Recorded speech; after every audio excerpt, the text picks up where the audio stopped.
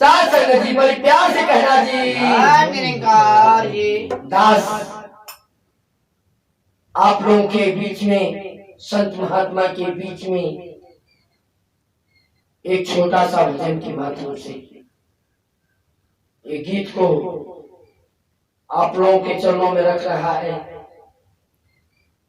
जो त्रुटियां हो नादान बच्चा समझ के बख्श दीजिएगा।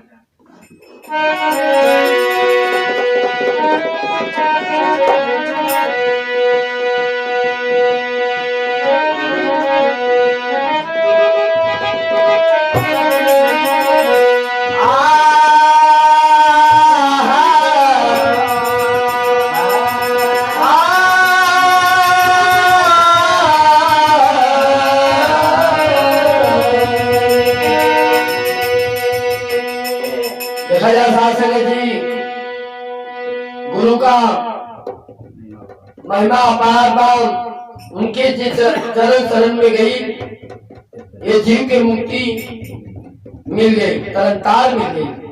कैसे?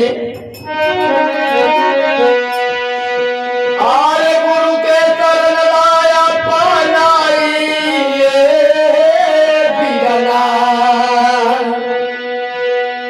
आरे गुरु के चरण लाया अपनाई